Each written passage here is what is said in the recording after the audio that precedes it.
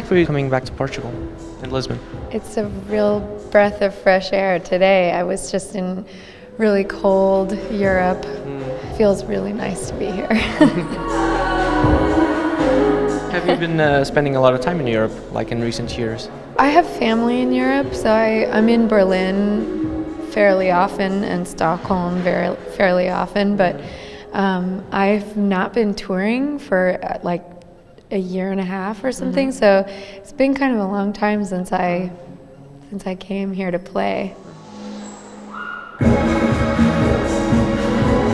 What have you been up to back home? Well, I made a record, as you know, called Interiors, which came out a couple months ago, and just kind of been getting ready for it. I have sort of a new show that has video screens, and I've been putting that together. It's still kind of a work in progress. It's moving forward, but it's still expanding. And I'm playing with a new musician now, Shayna. This time Van Rivers is not with me, although he has worked extensively on the whole thing, even the show. He's still kind of, you know, show producer as well as record producer, but we sort of co-produce. We have a good back and forth with ideas. He's still very much got his hands all over the project. Exactly. Yeah. Okay.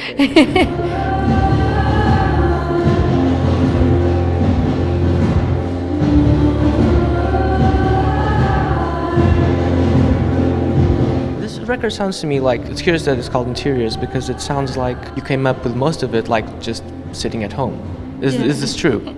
Yeah, I mean, kind of, but kind of not. I had, when I was on tour for Ring, when I met you, actually,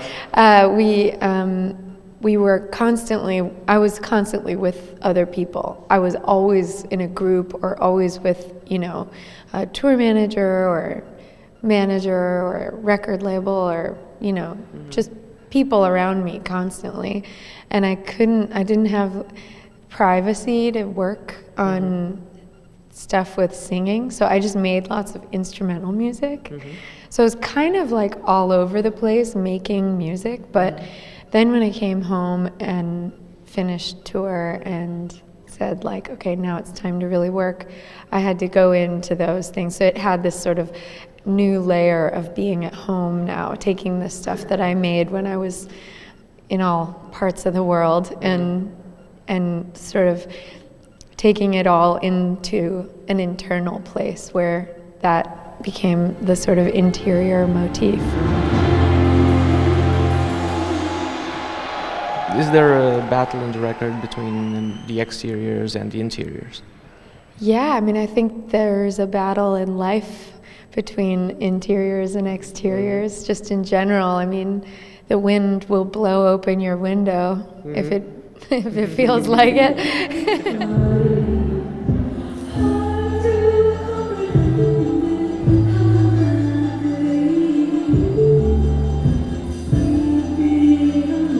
All my stuff is always about the precipice of, or, you know, the sort of threshold of change.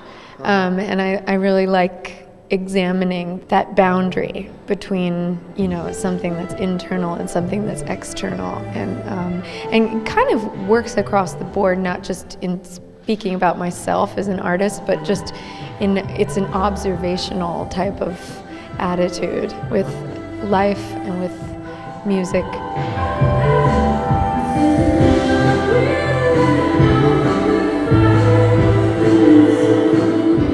But I think there are things that most people can relate to. They're always feeling on the inside of something or on the outside of something, socially or, you know, mentally, like I can't quite fix this writer's block, or, you know, it's just something, they're always trying to access something, or you feel sort of constrained and want to break free of something.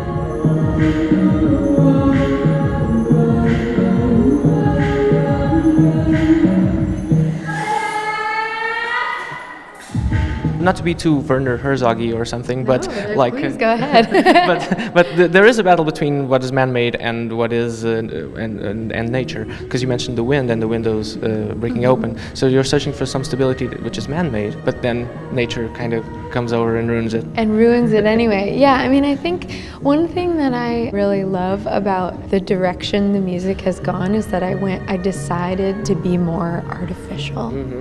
I think, you know, in the first record, there were lots of acoustic sounds. I said that really strangely. Acoustic sounds. I said that perfectly, actually.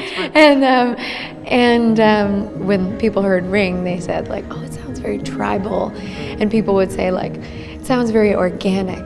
And I think that's just a sound that happens naturally when it's a human making something.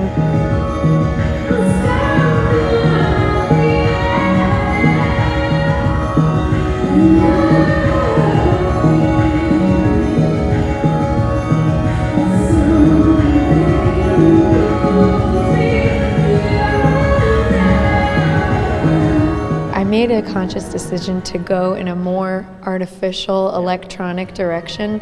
Musicians are often really pure. They want the most authentic experience possible. And I think most people react to art that's pure and visceral and authentic. And I was just feeling, what's more pure and authentic than someone working with what they have? And what they have might not be an orchestra. You know, maybe people don't have access to the money that it costs to, you know, get an orchestra, or let alone any kind of acoustic registry, musician on their, you know, on their recording. But we have so much at our disposal now with computers, and you know, just any kid can be a producer, and that's so amazing, and that's so truly punk to me that I thought like, why not just go deeper in that and like just glorify the artificial, because it's not artificial, it's still very visceral. Whatever makes you react is just that's art.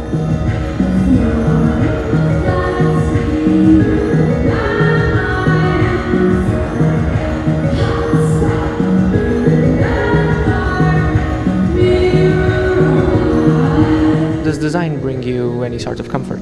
Design? Yeah. Sure. I'm a visual person in general. I like things to be nice looking. But I also find that the definition of what is nice looking for me is not necessarily like the most fancy, or I don't know. I like things that reflect human qualities. Even in the song, you have like this halftone by the end of the song, this outro with the halftone. Oh, in the song design? So the song itself includes what you're mentioning. Yeah. Well, there you go.